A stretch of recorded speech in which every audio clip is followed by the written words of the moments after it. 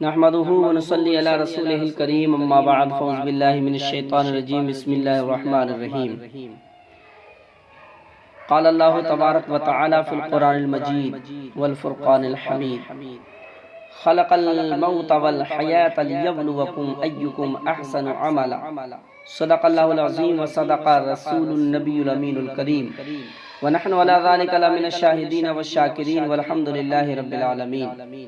تمام تعریفیں اللہ رب العالمین کے لیے لائق و زیبا ہے جس پر پروردگار عالم نے اس کائنات عالم کی تخلیق فرمائی۔ وہ اللہ جو ہمارا اور ساری کائنات کا معبود حقیقی ہے، حی القیوم ہے، رب العالمین اس کی شان ہے۔ قرآن پاک میں ارشاد فرماتا ہے خلق الموت والحیات لیبلوکم ایکم احسن عملا۔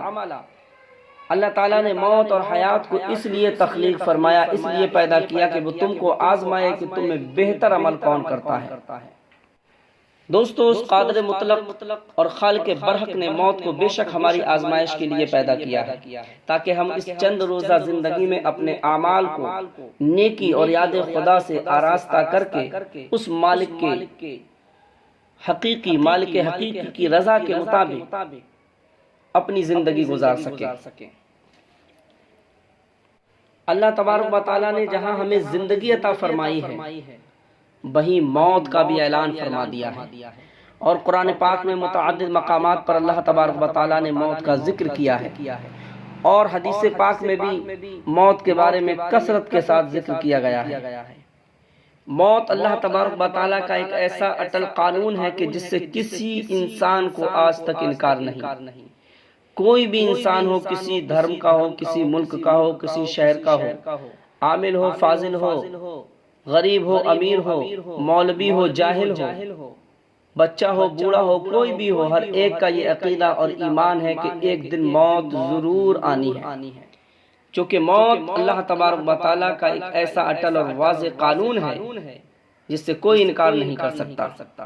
اس خالق حقیقی نے موت کو پیدا کر کے اسے 1000 پردوں میں چھپا دیا، اور پھر آسمانوں اور زمینوں سے بھی زیادہ طاقت اور قوت اسے عطا فرما کر ایسی مضبوط اور طویل زنجیروں سے جکڑ دیا کہ ایک زنجیر کا طول 1000 سال کی مسافت کے برابر تھا۔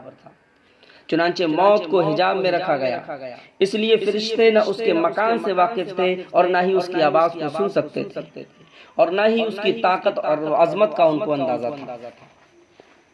پھر اللہ تبارک و تعالیٰ نے حضرت آدم علیہ نبینا علیہ السلام کو پیدا فرمایا، اور آدم کی تخلیق کے بعد اللہ تعالیٰ نے عزرائیل سے فرمایا کہ تجھے موت پر مسلط کیا جاتا ہے۔ عزرائیل سے فرمایا کہ تجھے موت پر مسلط کیا جاتا ہے، اس کو اپنے قبضے میں کر لو۔ فرشتوں نے جب موت کا نام سنا تو اللہ تبارک و تعالیٰ کی بارگاہ میں عرض کرنے لگے اے خالق کائنات، یہ موت کیا چیز ہے اور اسے تو نے کہاں چھپا کر کے رکھا ہے؟ چنانچہ اللہ رب العالمین نے موت کو ظاہر کرنے کے لیے حکم فرمایا کہ اے موت اپنے پردے دور کر دے۔ اس پر موت نے اپنے تمام پردے ہٹا دیے۔ تب فرشتوں نے موت کو دیکھا اور نگاہ پڑتے ہی بے ہوش ہو گئے۔ جو ہی فرشتوں کی نگاہ موت پر پڑی، فرشتے بے ہوش ہو گئے اور 1000 سال تک اسی بے ہوشی کے عالم میں رہے۔ 1000 سال کے بعد جب ہوش آیا تو عرض کی یا ربنا اخلقت خلقا اعظم من هذا قال نعم وانا اعظم من هذا۔ عرض کرتے ہیں پروردگار، کیا تو نے اس سے بڑی بھی کوئی چیز پیدا فرمائی ہے؟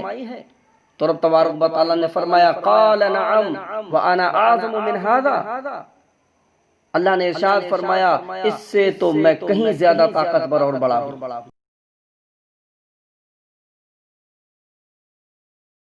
والسلام نے عرض کیے پروردگار موت تو بہت زبردست ہے، میں اس پر کیسے قابو پا سکتا ہوں؟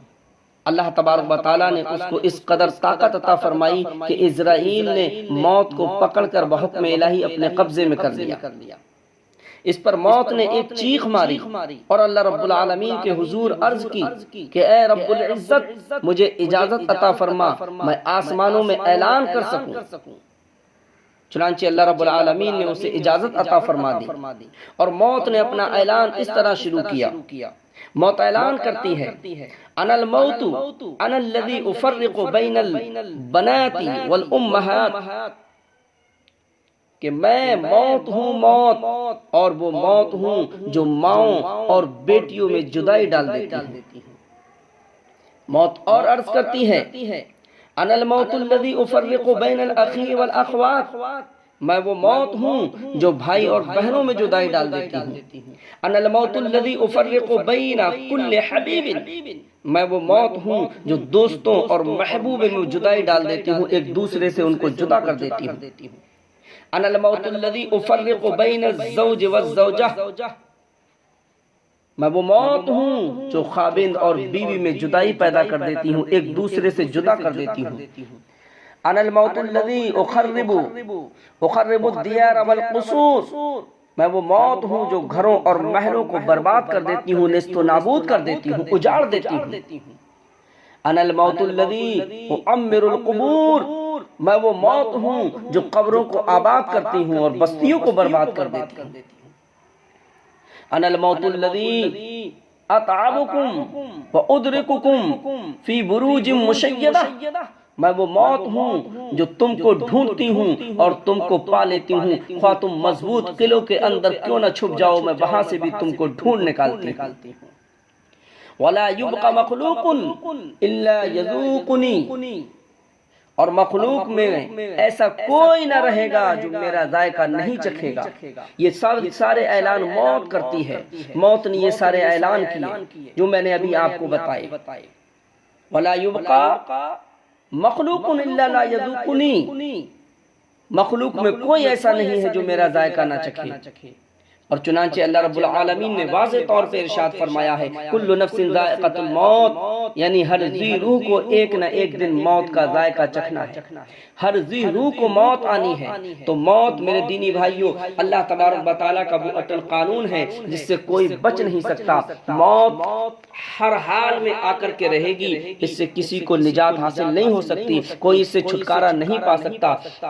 کوئی بچہ ہو، بوڑھا ہو، جوان ہو، مرد ہو، عورت ہو، عالم ہو، جاہل ہو، غریب ہو، امیر ہو، فقیر ہو، مسکین ہو، غنی ہو، کوئی بھی ہو، گدھا ہو، بادشاہ ہو، غلام ہو، آقا ہو، کوئی بھی موت سے بچ نہیں سکتا۔ موت ہر ایک کو ضرور آ کر کے رہے گی، اس سے کسی کو نجات حاصل نہیں ہو سکتی۔ تو موت کی ہر وقت تیاری کرو، اور موت کو یاد کرنا یہ بھی اللہ تبارک و تعالیٰ نے عبادت بنا دیا ہے۔ جو شخص موت کو یاد کرتا ہے گویا کہ وہ اللہ کی عبادت میں مشغول رہتا ہے، اللہ کے ذکر میں مشغول رہتا ہے۔ اور میرے آقا صلی اللہ تعالیٰ علیہ وسلم نے موت کو یاد کرنے کا حکم فرمایا ہے۔ حدیث مصطفیٰ صلی اللہ تعالیٰ علیہ وسلم ہے عن ابی ہریرہ قال قال رسول اللہ صلی اللہ تعالیٰ علیہ وسلم اکثروا ذکرہا ذم اللذات الموت۔ حضرت ابو ہریرہ رضی اللہ تعالیٰ عنہ روایت کرتے ہیں کہ نبی کریم صلی اللہ تعالیٰ علیہ وسلم نے ارشاد فرمایا دنیا کی لذتوں کو ختم کر دینے والی موت کو ہر وقت یاد کیا کرو۔ خود ہمارے نبی صلی اللہ تعالیٰ علیہ وسلم موت کو یاد فرمایا کرتے تھے، اور ہم غلاموں کو اللہ کے رسول صلی اللہ علیہ وسلم نے موت کو یاد رکھنے کا حکم دیا ہے۔ اور اس میں بڑی حکمتیں ہیں کہ جو بندہ موت کو یاد رکھتا ہے وہ گناہوں سے حتی الامکان دور رہتا ہے، گناہوں سے پرہیز کرتا ہے، گناہوں سے بچتا ہے۔ جب کبھی جھوٹ بولتا ہے اسے موت یاد آ جاتی ہے تو جھوٹ بولنے سے پرہیز کرتا ہے۔ جو موت کو یاد رکھتا ہے وہ غیبت سے پرہیز کرتا ہے، جو موت کو یاد رکھتا ہے وہ کسی کی بے ایمانی نہیں کرتا ہے، جو موت کو یاد رکھتا ہے وہ چغلی نہیں کرتا ہے، جو موت کو ہر وقت یاد رکھتا ہے کہ مجھے ایک دن مرنا ہے، مرنے کے بعد حساب دینا ہے، وہ کسی کی بے ایمانی نہیں کرتا ہے، کسی کو ستاتا نہیں ہے، کسی پہ ظلم نہیں کرتا ہے۔ جو موت کو یاد کرتا ہے وہ ماں باپ کی فرما برداری کرتا ہے، نافرمانی نہیں کرتا ہے۔ جو موت کو یاد کرتا ہے وہ مسلمانوں کے دلوں کو تکلیف نہیں پہنچاتا ہے۔ جو موت کو یاد کرتا ہے وہ اپنی زندگی غفلت میں نہیں گزارتا ہے بلکہ اپنی زندگی یاد الہی میں گزارتا ہے، ذکر خدا میں بسر کرتا ہے، مصطفیٰ پر درود پڑھنے پر، مصطفیٰ کی نعت گنگنانے پر اپنی زندگی کو بسر کرتا ہے۔ جو موت کو ہر وقت یاد کرتا ہے وہ ہر وقت گویا کہ اللہ رب العالمین کی عبادت میں مشغول رہتا ہے۔ اور جو لوگ دنیا کی غفلت میں، دنیا کے کاموں میں پڑھ کر کے غفلت میں پڑ گئے ہیں، موت کو بھول گئے ہیں، تو وہ یاد رکھیں وہ موت کو ضرور بھول جائیں لیکن موت ان کو بھولنے والی نہیں ہے۔ یاد رکھ ہر آن آخر موت ہے، یاد رکھ ہر آن آخر موت ہے، مت تو بن انجان آخر موت ہے، بارہا علمی تجھے سمجھا چکا، مان یا مت مان آخر موت ہے۔ یہاں اللہ نے دنیا میں ہمیں اختیار دیا ہے ہم نیک اعمال کر کے اللہ کو راضی کر سکیں، ورنہ ہماری کوئی حیثیت نہیں ہے۔ شاعر نے کہا ہے کہ انسان تو بے جان سا پتھر بھی نہیں ہے، ہم کوئی بے جان پتھر نہیں ہے جو کچھ نہ کر سکیں، ہم اچھے اعمال کر کے اللہ کو راضی کر سکتے ہیں تاکہ ہماری موت ہمارے لیے نعمت بن جائے۔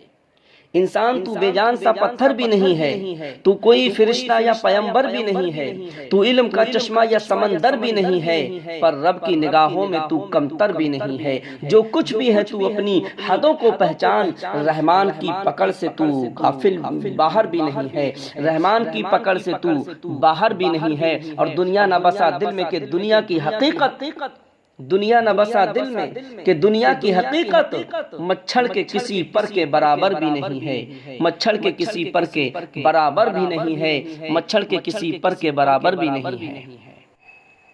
تو میرے عزیزوں، دنیا کی رنگ رگیلیوں میں پڑھ کر موت کو بھول نہ جاؤ، موت کو فراموش نہ کرو۔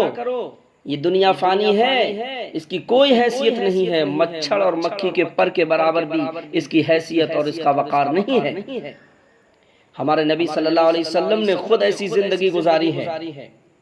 حضرت ابو سعید خدری رضی اللہ تعالیٰ عنہ روایت فرماتے ہیں کہ رسول اللہ صلی اللہ تعالیٰ علیہ وسلم نے ارشاد فرمایا کہ میں مزے کی زندگی کیسے گزاروں، حالانکہ سور پھونکنے والا فرشتہ سور کو منہ میں لے کر رکھا ہے، منہ میں لیے ہوا ہے، اور اللہ کے حکم کی طرف کان لگا رکھا ہے اور پیشانی جھکا رکھی ہے، اور اس انتظار میں ہے کہ کب سور پھونکنے کا اس کو حکم ہو جائے اور وہ سور پھونک دے۔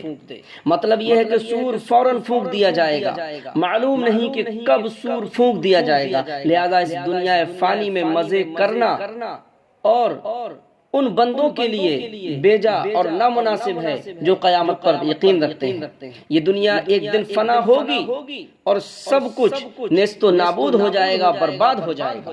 اور اللہ نے واضح طور پر یہ اعلان فرما دیا ہے، کل من علیہا فان ویبقى وجہ ربک ذو الجلال والاکرام، ساری کائنات فنا ہونے والی ہے، اگر باقی رہنے والی کوئی چیز ہے تو وہ اللہ رب العالمین کی ذات پاک ہے۔ حضرت ابی بن کعب رضی اللہ تعالیٰ عنہ روایت کرتے ہیں کہ جب تہائی رات گزر جاتی تو رسول اللہ صلی اللہ تعالیٰ علیہ وسلم ارشاد فرماتے تھے کہ اے لوگو اللہ کو یاد کرو، اے لوگو اللہ کو یاد کرو، پہلا سور پھونکا جانے والا ہے اور اس کے بعد دوسرا سور پھونکا جائے گا۔ موت آ پہنچی ہے اپنی سختیاں لے کر، موت آ پہنچی ہے اپنی سختیاں لے کر۔ مطلب یہ ہے کہ تم کیوں پڑے سو رہے ہو، تم آرام سے ایسے سو رہے ہو جیسے کہ تمہیں مرنا نہیں ہے، جیسے تمہیں حساب و کتاب دینا نہیں ہے۔ اٹھو اٹھو اور اللہ کو یاد کرو، موت سر پر کھڑی ہے، موت کو یاد کرو، اللہ کو یاد کرو، اللہ کی عبادت کرو، غفلت میں اپنی زندگی کو نہ گزارو۔ اور ایک اور حدیث پاک میں آتا ہے، رسول اللہ صلی اللہ تعالیٰ علیہ وسلم نے ارشاد فرمایا، حضرت ابو ذر رضی اللہ تعالیٰ عنہ روایت فرماتے ہیں کہ رسول اللہ صلی اللہ تعالیٰ علیہ وسلم نے ارشاد فرمایا کہ میں وہ مناظر دیکھ رہا ہوں جو تم نہیں دیکھتے ہو، اور وہ حالات سنتا ہوں جو تم نہیں سن سکتے، اور میں سن رہا ہوں کہ آسمان اللہ کے ڈر سے چرچر بولتا ہے، اور اس کو چاہیے کہ وہ چرچر بولے، وہ اس طرح بولے، قسم ہے اس کی جس کے قبضہ و قدرت میں میں محمد مصطفیٰ صلی اللہ تعالیٰ علیہ وسلم کی جان ہے، آسمان میں 4 انگل کے برابر بھی ایسی جگہ نہیں ہے جس میں کوئی نہ کوئی فرشتہ اپنی پیشانی رکھے ہوئے اللہ تبارک و تعالیٰ کی بارگاہ میں سجدہ نہ کر رہا ہو۔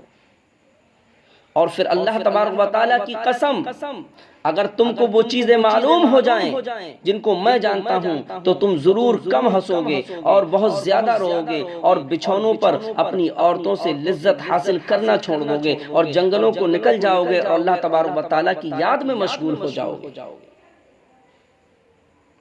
نبی رحمت صلی اللہ تعالیٰ علیہ وسلم نے ارشاد فرمایا کہ لوگوں موت کی سختی سے پناہ مانگو، موت کے وقت ایسی تکلیف ہوتی ہے، ایسی سختی ہوتی ہے اور اس شدت کی پیاس محسوس کرتا ہے مرنے والا۔ آقا ارشاد فرماتے ہیں اتنی شدت کی پیاس ہوتی ہے اگر ساتوں سمندر کا بھی پانی پلا دیا جائے پھر بھی پیاس نہیں بجھنے پائے گی، ایسی کیفیت پیاس کی ہوتی ہے۔ ہم غفلت میں زندگی گزار رہے ہیں، حالانکہ ہمیں مرنا ہے، ہمیں معلوم ہے ہمیں مرنا ہے، اور پھر بھی ہم اللہ تبارک و تعالیٰ کی ناراضگی والے کام کر رہے ہیں۔ آج عبادت سے ہم دور ہیں، نمازوں سے ہم دور ہیں، روزہ ہم ترک کر رہے ہیں، اور زکوٰۃ ہم خود ہی کھائے چلے جا رہے ہیں۔ آج لوگوں کو ہم خود ستا رہے ہیں، آج مسلمان ہونے کا جو فریضہ تھا وہ ہم انجام نہیں دے رہے ہیں۔ میرے عزیزوں، میرے دوستو، موت سے غفلت میں اپنی زندگی نہ گزارو، موت کو ہر وقت یاد رکھو۔ اگر موت کو یاد رکھو گے تو یقیناً تمہارے ہر کام جو ہیں اللہ تبارک و تعالیٰ کی رضا کے مطابق ہوں گے، کیونکہ جب موت کو یاد رکھو گے خوف خدا دل میں ہوگا، اور جب دل میں اللہ کا خوف ہوگا تو وہ کام کرو گے جن کاموں کے کرنے کا اللہ اور اس کے رسول صلی اللہ علیہ وسلم نے حکم دیا ہے، اور جب اللہ اور اس کے رسول کے فرامین کے مطابق اپنی زندگی کو گزارو گے تو تم یہاں بھی کامیاب ہو جاؤ گے اور وہاں بھی کامیاب ہو جاؤ گے۔ پروردگار عالم کی بارگاہ میں دعا ہے مولا مجھے اور آپ کو عمل کی توفیق عطا فرمائے۔ استغفر اللہ ربی۔